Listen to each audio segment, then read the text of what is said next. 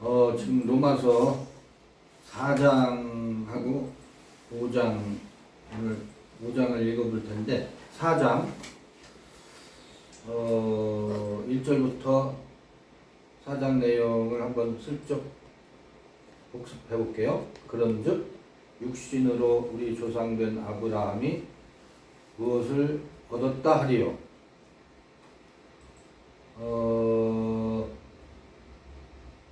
육신을 따라서는 우리의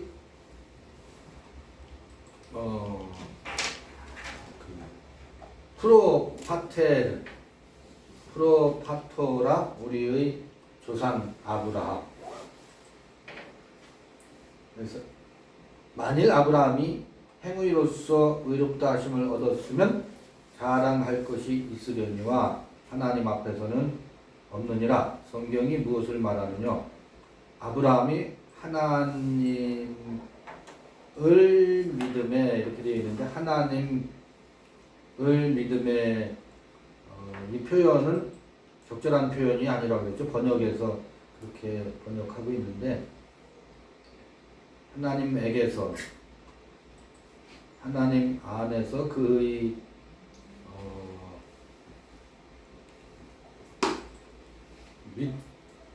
믿음? 이건 설명을 지난번에 많이 했을 것 같아요. 이것이 저에게로 하나님 안에서 믿어져서 믿은 것을 의로 여기셨다. 일하는 자에게는 그 삭슬 은혜로 여기지 아니하고 빚으로 여기거니와. 그러니까 일하는 자는 그 삭슬 은혜로 여기지 않고 빚으로 여기거니와는 마땅히 받아야 할 것으로 여기거니와. 이를 아니할지라도 경건치 아니한 자를 의롭다 하시는 이를 믿는 자에게는 그의 믿음을 의로 여기시나니. 전통적인 이해 방식으로 하면 조금 이상하긴 한데, 어떻든 우리 믿음으로 믿음에 이르는 것을 통해서 하나님의 의가 나타난다고 했잖아요. 의가 계시된다고 했지요. 그의 믿음을 의로 여기신다라기보다도 그의 믿음을 통해서 의가 계시되는 방식이거든요. 이란 것이 없이 하나님께 의로 여기심을 받는 사람의 행복에 대하여 다윗의 말한 바, 그 불법을 사하심을 받고 그 죄를 가리우심을 받는 자는 복이 있고 주께서 그 죄를 인정치 아니하실 사람은 복이 있도다 함과 같으니라. 어느 때 죄를 간과하게 될까요? 죄가 간과되는 때가 있어요. 죄가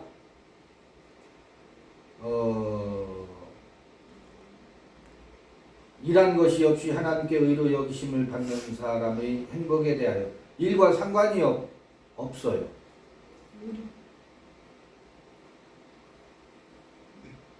주께서 그 죄를 인정치 아니하실 사람은 복이 있도다 함과 같으니라. 그런즉 이 행복이 할례자에게뇨 혹 무할례자에게도뇨 대저 우리가 말하기를 아브라함에게는 그 믿음을 의로 여기셨다 하노라. 아브라함의 믿음을 4장에서 말하고 있어요. 그런즉 이를 어떻게 여기셨느냐? 할례시냐 무할례시냐? 할례시가 아니라 무할례시니라. 저가 할례의 표를 받은 것은 무할례시의 믿음으로 된 의를 인친 것이니, 이는 무할례자로서 믿는 모든 자의 조상이 되어 저희로 의로 여기심을 얻게 하려 하심이라. 이 부분을 좀 살펴봐야 될 것 같아요. 또한 할례자의 조상이 되었나니 곧 할례 받을 자에게뿐 아니라 우리 조상 아브라함의 무할례시에 가졌던 믿음의 자취를 좇는 자들에게 도니라. 근데 우리가 아브라함을 돌아보면 아브라함이 하나님을 믿었대요. 하나님에게서 믿었대. 그런데 아브라함이 그 믿음은 할례 받기 전에 있었던 믿음이고, 할례는 그의 믿음을 무한 거다? 인친 거래. 그의 믿음을 확정한 거래. 믿음이 믿음으로 확인된 것이 할례래. 그가 할례를 받았기 때문에 의로운 게 아니래. 근데 할례를 받으면 그러면 믿음이 인쳐진 것인가? 묘해요. 이 관계가. 나는 할례 받은 자야. 이 로마서는 로마에 있는 개종한 유대인들에게 보내는 편지거든요. 로마에 있는 형제들이라고 하는 것은 로마에 있는 어떤 유대인들이 유대교의 습성이 몸에 아주 배어 있는 그들에게, 로마에 있는 형제들에게 보내는 편지인데, 그 유대인들에게는 할례가 굉장히 중요했습니다. 근데 아브라함의 이야기를 꺼내면서 아브라함이 어느 때 할례를 받아서 믿음으로 의롭게 된 게 아니래요. 이미 무할례 시에 그의 믿음을 의로 여겨졌는데, 그의 믿음으로 인해서 의가 드러났는데, 할례는 뭐다? 그 믿음을 인친 것이래요. 그러면 그래서 무할례자의 조상이기도 하고 할례자의 조상이기도 하대요. 무할례 시에 믿음의 조상이 됐어요. 그런데 그 믿음으로 인해서 할례로 그 믿음을 인침으로 해서 할례자의 조상도 된대. 이게 무슨 말이지? 근데요, 어떤 이들은 할례를 받았어. 무엇도 없이, 믿음이 없이 할례를 받아서 나는 할례자다, 나는 믿음으로 인친 자다. 그런데 할례를 받았다라고 하는 것으로 믿음을 보증할 수 없대요. 그게 이제 할례 받은 것이 하나의 행위야.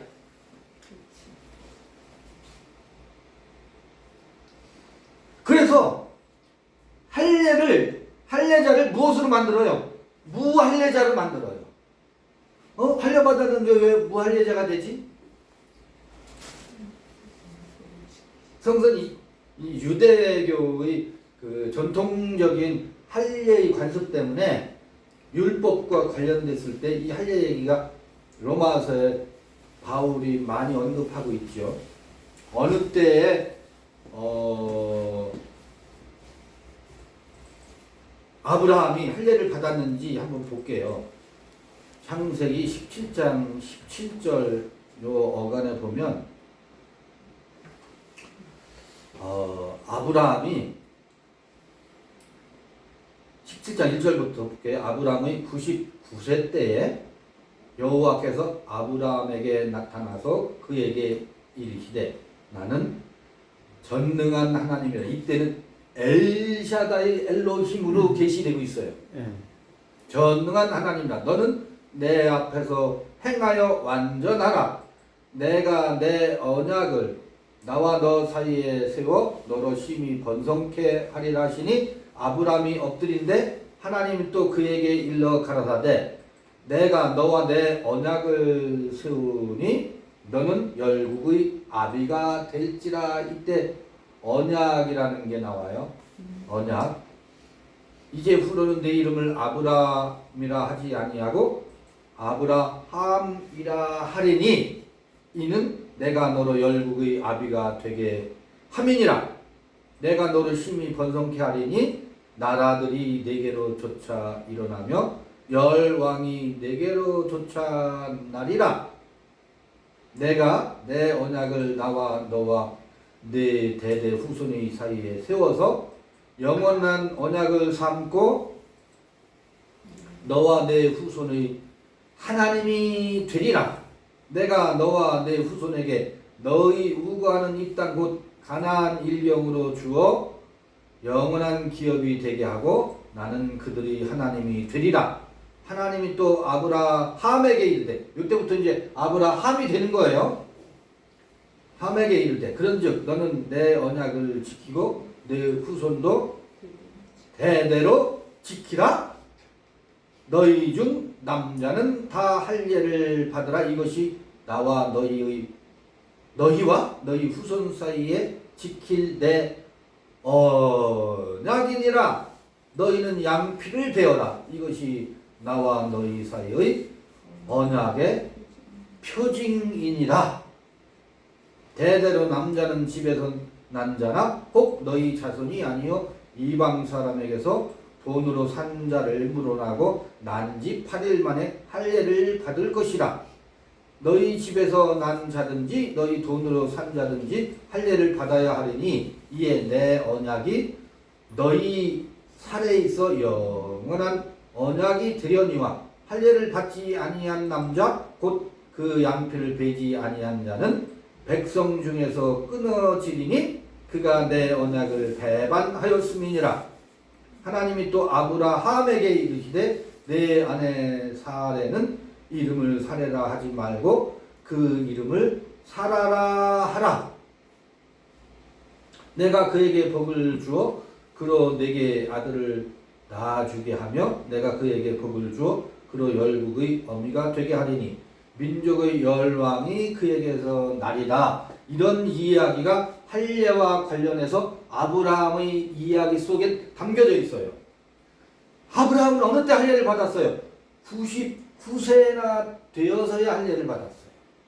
근데 99세 할례 받기 전에 뭐가 먼저? 언약이 먼저 찾아왔어요. 99세 되어서는 아브라함이 하나님을 믿었어요? 하나님을 믿었지요. 하나님을 믿었는데 그게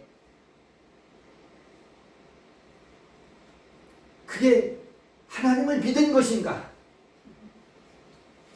사실은 99세 되어서야 하나님의 믿음이 하나님에게서 그의 믿음이 하나님의 믿음이 찾아왔지요. 그 전에는 어떤 믿음이었었어요? 자기가 믿는 믿음이었어요. 99세 이전에는 행위로 하가를 통해서 이스마엘을 낳음으로 이스마엘을 낳는다라는 게 뭐예요? 그게 99세 이전의 믿음이었었어요.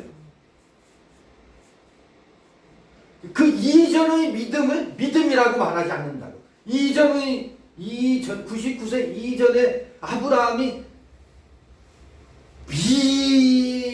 믿었다고 하는 것은 행위였대요.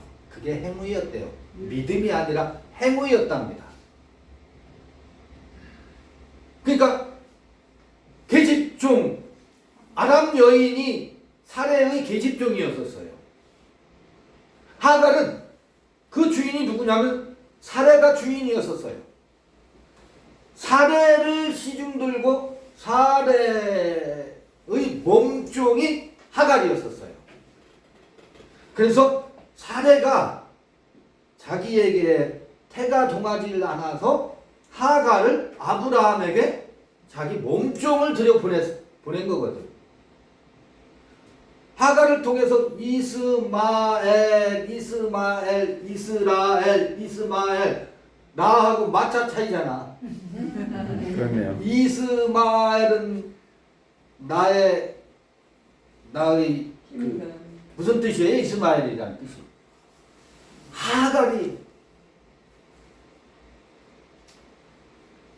하갈이 뭐예요? 잉태를 해서 아들 낳았다. 배가 불러오니까 누구로부터 학대를 받아요? 사례로부터 눈치 학대를 받기 시작하거든. 그래서 하나님께 하소연한다. 그래서 나의 학대를 들으셨도다. 그 나의 핍박을, 나의 고난을 하나님께서 들어주셨도다라고 하는 그런 뜻이 있다고 그러잖아. 이스라엘은 무슨 뜻이에요? 이스라엘은 그 후의 얘기야. 야곱 때 얘기야. 네. 야곱. 그러니까 그러니까 지금은 여기 이스마엘과 이삭, 그다음 이스마엘 다음에 이삭이 태어나잖아. 이삭 다음에 에서와 야곱이 태어났는데 야곱 때 하나님과 씨름해서 이겼다라고 하는 뜻이 이스라엘이야. 이스마엘이 먼저예요. 이스라엘은 다음 때에서 나오는 이야기야. 그것도 이스마엘의 씨가 아니라 누구의 씨? 이삭의 씨 중에서 쌍둥이 둘째 아들이 하나님과 씨름해서 이겼다라는 뜻이거든. 이스라엘이라는 뜻이. 근데 지금 이 보면 하갈을 통해서 낳은 그 모든 것은 믿으려고 했던 거예요. 믿으려고. 하나님을 믿으려고 했던 거야. 하나님을 믿어서 이가 왜? 사라의 태, 사례의 태, 태기가 돌지 않으니까. 하갈의 태에서 낳은 자녀를 하나님의 약속을 유업으로 받을 자로 믿었다고. 그거는 믿음이 아니라 뭐라고요? 행위래요. 그게 율법이래. 아니 그게 종의 상태래요. 그때가 뭐냐면 아브람이야. 봐요. 아브람. 해서 99세가 되었어. 아브람의 삶으로 99세가 되었어요. 하란 땅에서 가나안으로 왔을 때가 75세였었거든. 하란에서 가나안으로 왔을 때가 75세였는데 가나안에 왔대요. 24년이죠. 누가 가나안으로 왔다고요? 아브람이 가나안에 들어와 있어요. 지금 가나안에 약속의 땅에 들어왔다고. 하란을 떠났다고. 하란을. 그 아버지 데라는 어디를 떠났어요? 우르를 떠났다고. 우르를 떠나서 중간 기착지가 하란이었었어. 그 데라의 아들 중에 하란이라는 아들도 있어요. 하란이라는 아들도 있는데 발음이 같을 뿐이지. 하란. 요게 하가 달라요. 여기서는 지명 하란은 여기 숨구멍이 없어. 여기 붙어 있어. 하란. 그래서 하란이 아니라 카란이에요. 카란. 지명 이름 하란. 이 지명 데라의 자녀 중에 하란이 일찍 죽었죠. 하란의 자녀들이 누구예요? 아브라함의 조카 롯들이죠. 그래서 하란이 두 번 나와요. 사람 이름 하란, 지명 이름 하란. 여기서 하란에서 가나안으로 들어왔다고요. 굉장한 이야기예요. 이게. 가나안에 이미 들어와 있다고. 근데 아직은 뭐라? 가나안에 들어와 있어도 아브람이래요. 요때가 무슨 때냐면 율법과 종으로 사는 때야. 종으로 사는 때야. 노예로 산다고. 아니 아브람이 가나안 땅에서 노예로 산 적이 있어요? 노예로 안 살았어요. 노예로 살았다라는 얘기는 그 의식이, 그 육체는 노예로 산 적이 없어요. 가나안 땅에서. 그 의식이 누구를 낳느냐면 이스마엘을 낳는다. 이스마엘이라는 이 이름을 보면 이도 그야말로 하늘의 별과 같이 이스마엘의 자손들도 비록 아브라함이 집에서 쫓겨나지만 그게 지금 어디에요? 이슬람이지, 이슬람. 이슬람을 이루고 있잖아요. 기독교보다 더 많아요. 유대교보다 더 많아요. 지금 현재 이 저기의 그 누구지? 마호멧의 조상이지. 마호멧 이슬람의 믿음의 조상이죠. 믿음의 조상 아브라함인데 그 초조의 이스마엘이 이를테면. 근데 봐요. 아브라함이 믿음으로래. 전 지금 무엇을 자꾸 문제를 삼고 있느냐면 어디 여기 믿음이 있었는데 이 믿음은 믿음이 아니야. 이것으로 구원받았다는 얘기가 아니라고. 믿음은 언제 찾아왔다? 99세에 찾아왔대. 명년 이맘때 너에게 뭐가? 아들이 있으리라 라고 하는 것이 무엇으로 찾아왔어요? 믿음으로, 약속으로, 언약으로 찾아왔어요. 이게 찾아오고 나서 할례를 받았다. 할례를 받고 나서 이게 찾아온 게 아니라 순서가 그렇다고요. 그러면 할례는 뭐지? 여기서 할례는 언약을 펴내.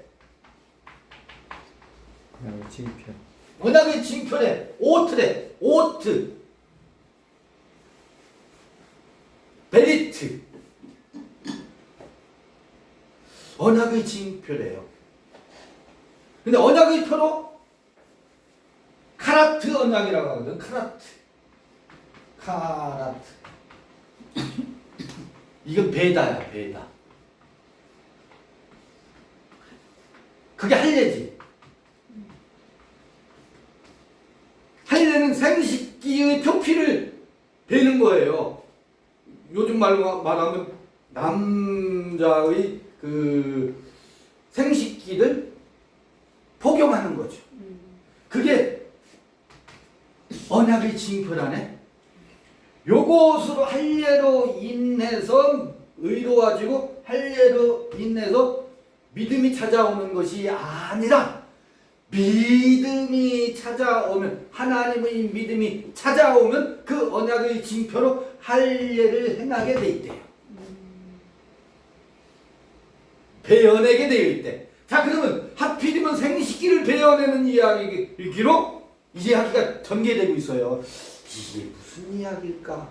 이전에는 할례 이전에는 할례 전에 낳은 자녀가 누구였어요? 이스마엘이었어요. 할례 전에 낳은 자녀가 이스마엘이었다고. 성서는 온통 낳는 이야기야. 낳다. 낳는 이야기. 자, 이전에 낳는 방식과 할례 이후, 할례는 그게 비유예요. 생식기로 비유하고 있잖아요. 그런데 이 할례는 어디에 하라고요? 마음에 하라고 그러잖아요. 마음에 할지니. 그러니까 육체의 할례를 받고서도 마음의 할례를 받지 못하면 할례가 무할례가 되는 거예요.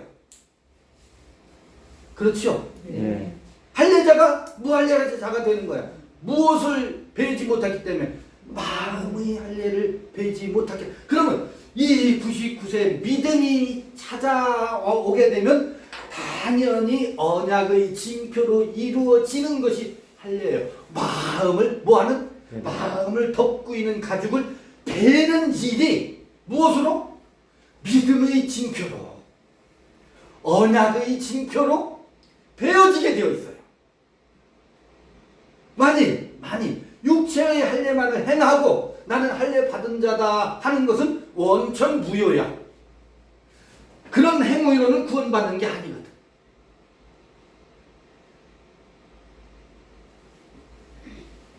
이 이야기예요. 마음의 가죽을 덮고 있는 것을 뭐하게 되어 있다고? 베어내게 되어 있어요. 그게 언약의 징표예요. 언약? 언약이 뭐지? 언약. 지금 그러니까 우리가 아무리 믿습니다. 내가 구원받으신 줄 믿습니다. 열소리를 다 해도 그 언약의 징표 오트라고 해요. 오트 그 히브리어로 오트라고 하는데 뭐가 없으면 이건 호트고 오트.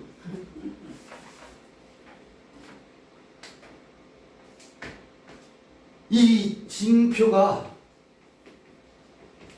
언약의 징표가 없으면 믿음이 온 것이 아니라고. 믿음이 찾아온 것이 아니라고.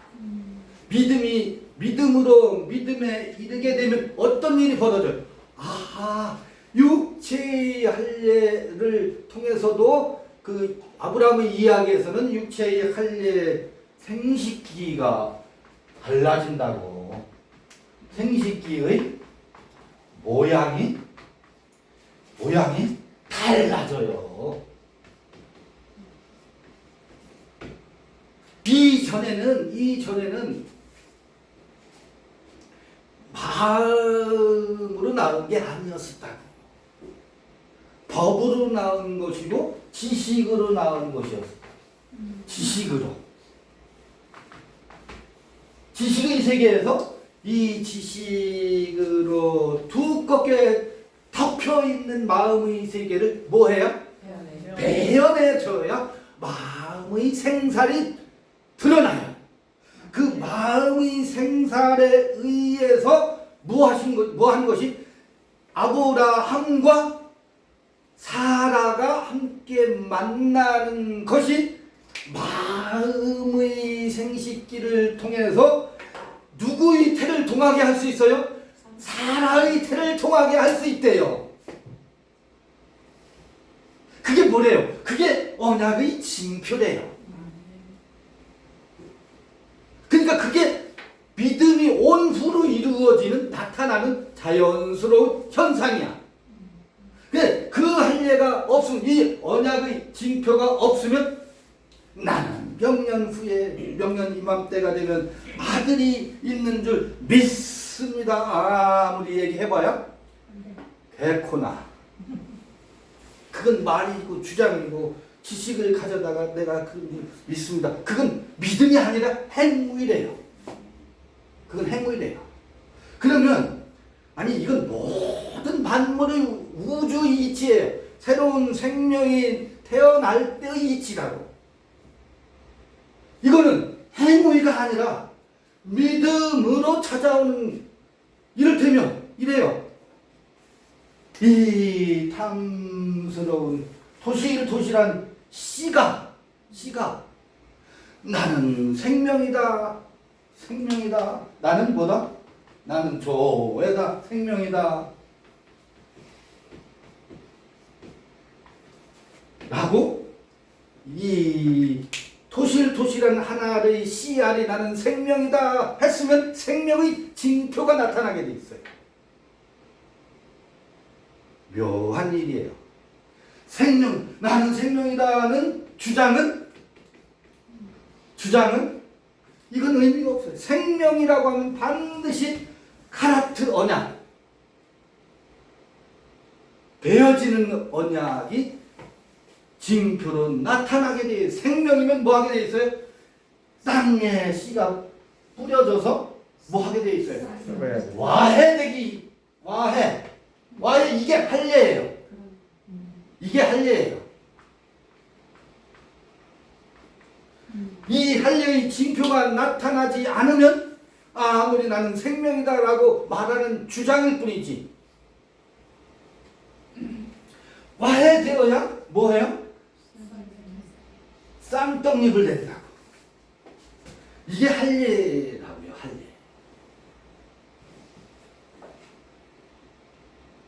그런데 이 할례는 이르러야 돼요.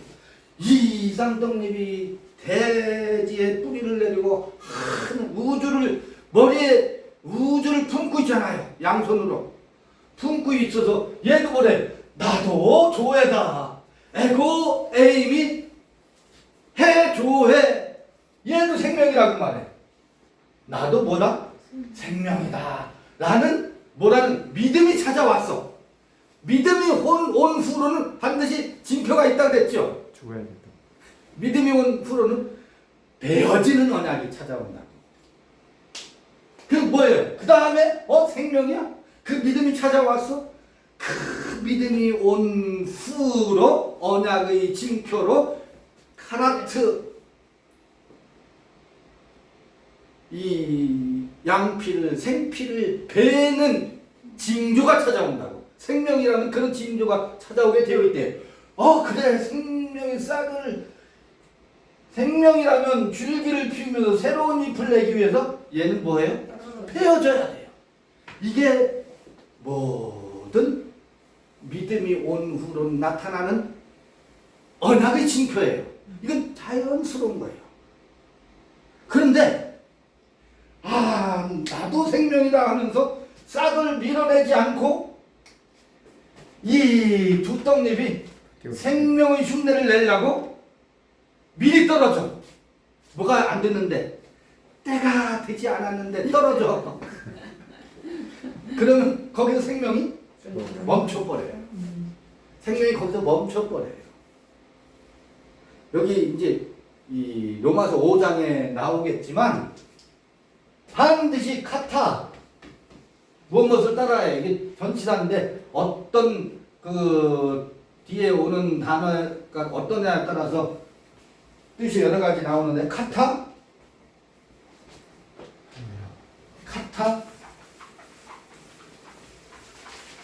카이론 그래요. 카이론 카타 카이론이라면 카이로스 여러분 많이 지금 5장에 보면 뭐라고 이걸 번역했느냐면 그 기약에 따라 기약이라고 번역돼 있던가 그렇더라. 이게 뭐냐면 때가 되어서 때를 쫓아서 절기를 따라서 절기를 쫓아서예요. 쫓아서 때를 쫓아서예요. 때를 쫓아서 이거 영어 번역으로 in due time 이렇게 번역해놨더라고. in due time 기약을 따라서 이렇게 번역되어 있는데 약속을 따라서 이렇게 번역되어 있는데 하나님이 언약하셨지 약속하셨지. 그러니까 그 하나님의 언약은 변할 수가 없어. 그 하나님이 약속하신 약속의 때를 쫓아서 이렇게 되어 있는데 그렇게 하면 종교적으로 흘러요. 카타 카이론 절기가 되었어. 때가 되었어. 어느 때? 아까 씨가 와야 될 때가 되어서 쌍떡잎이 떨어질 때가 되어서 꽃이 피었다가 질 때가 되어서 열매가 맺힐 때가 되어서 그럴 때마다 카타 카이론이에요. 그래서 생명은 때를 따라서 언약의 징표로 나타나는 것이 어떤 언약이다? 베어지는 언약. 배임받는 언약. 이 언약이 어떻게 예수와 제자들 사이에서 성취되고 있는지 그것을 보면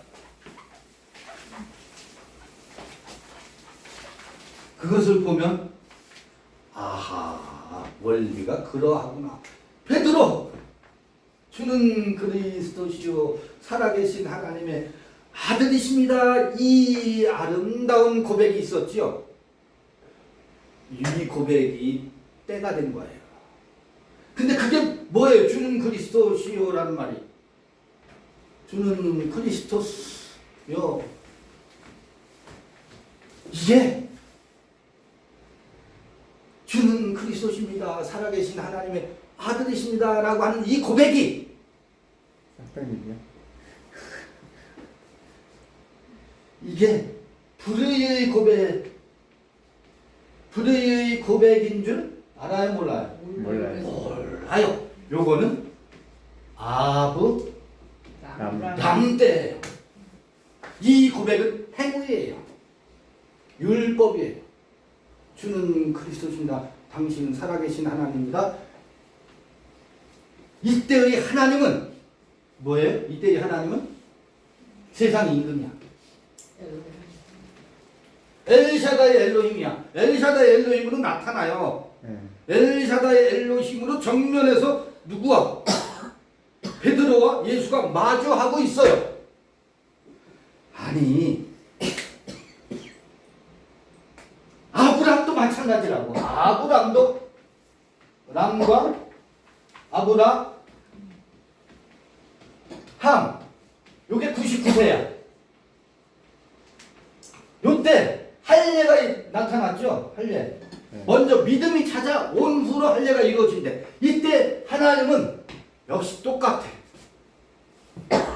하나님에 대한 지식, 하나님에 대한 세상 임금으로의 엘샤다의 하나님으로 누가?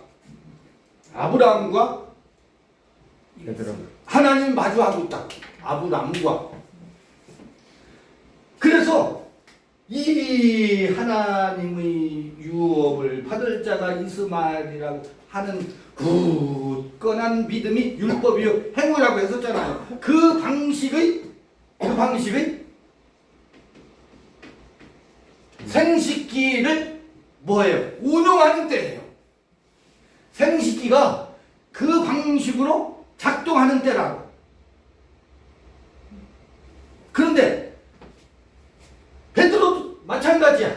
베드로의 마음의 생식기가 어떻게 작동해요? 당신은 그리스도십니다. 하나님의 아들이십니다. 근데 그 생식기가 세상 임금을 통해서 이스라엘을 회복할 자. 나는 그 다음에 하나님 나라를 유업으로 받는데 어떻게 받아요? 우의정 아니면 좌의정의 자리에서 하나님 나라를 유업으로 받을 자다. 그게 누구예요? 이스마엘이에요. 그게 이스마엘이에요. 이때 이 주는 그리스도시여 살아계신 하나님의 아들이십니다라고 하는 무엇? 요게 쌍떡립이야.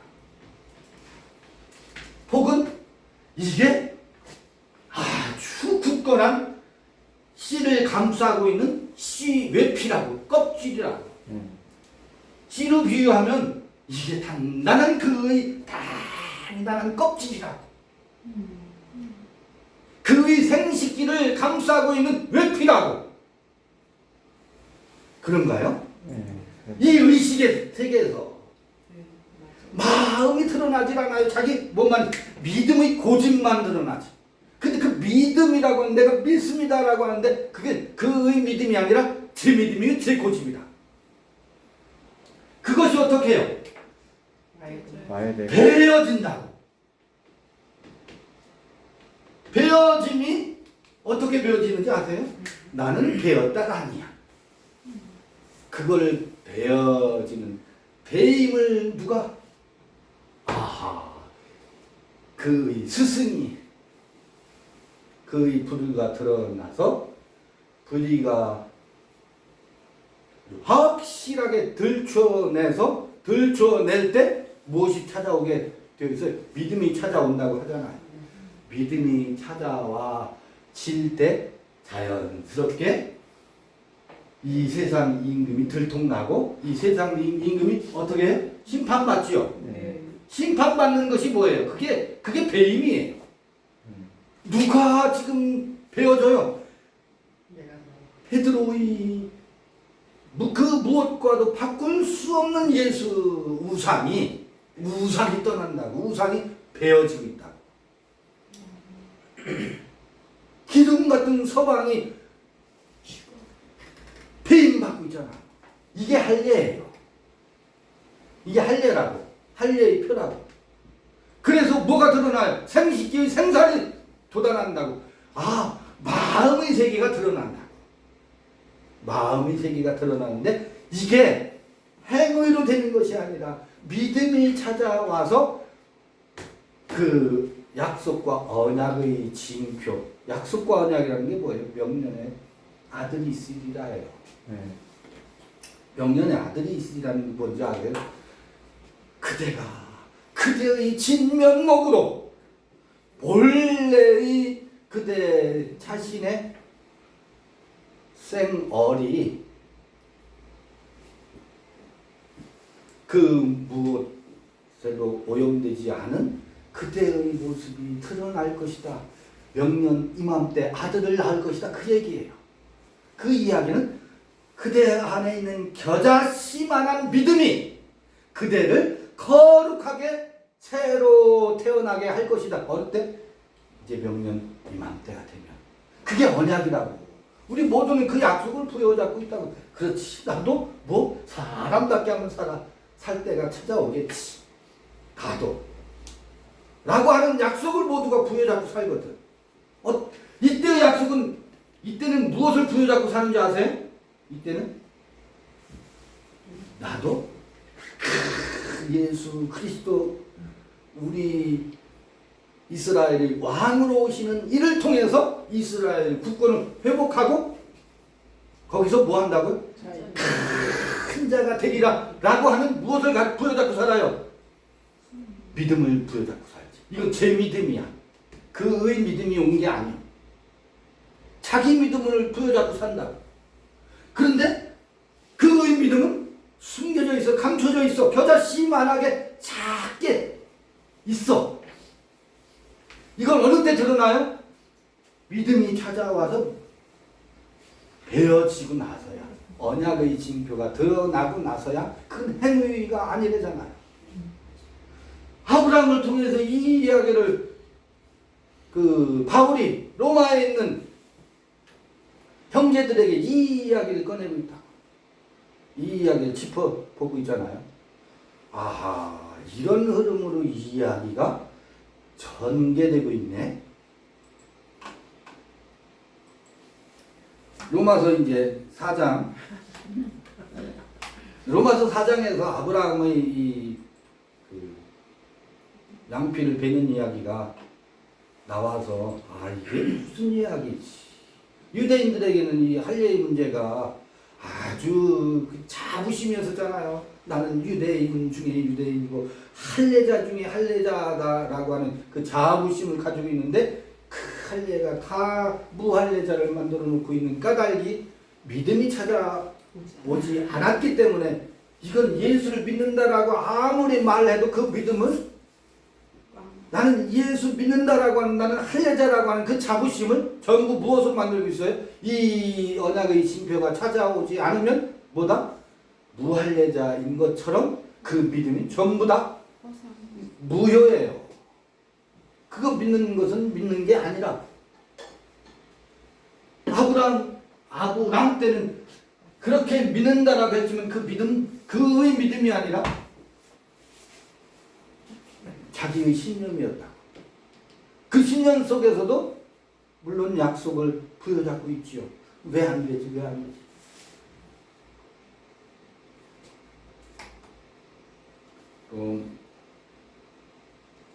로마서 4장 1절 다시 가볼게요. 4장 이게 이제 아브라함의 그 이야기 속에 담겨져 있는 할례와 믿음 이야기. 아직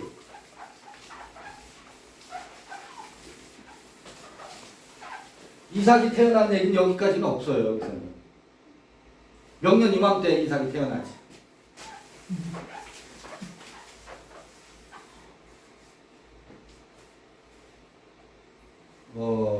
이런 정도로 읽어보고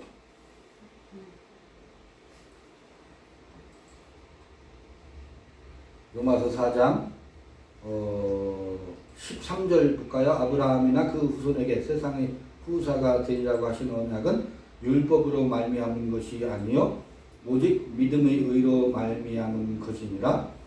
만일 율법에 속한 자들이 후사이면 믿음은 헛것이고 약속은 폐하여 졌느니라. 율법은 진노를 이루게 하나니 율법이 없는 곳에는 범함도 없느니라. 그러므로 후사가 되는 이것이 은혜에 속하기 위하여 믿음으로 되나니 이는 그 약속을 그 모든 후손에게 굳게 하려 하심이라. 율법에 속한 자에게뿐 아니라 아브라함이 믿음에 속한 자에게도 이니 아브라함은 하나님 앞에서 우리 모든 사람의 조상이라. 아브라함도 우리 조상이요. 아브라함도 우리 조상이죠. 네. 예. 이 아브라함 이야기를 잘 읽어. 5장이 수월하게 읽혀요. 5장이 굉장히 논란이 많은 장이거든요. 아브라함이 바랄 수 없는 중에 바라고 믿었으니, 이건 히브리서 할 때 그 설명을 다시 하죠. 여기서 붙잡고 있지 말고 바랄 수 없는 중에 바라고 믿었으니, 이게 지금 5도가 돼가지고 억지 주장하는 그 쇠퇴죠. 이는 내 후손이 이 같으리라 하신 말씀대로 많은 민족의 조상이 되게 하려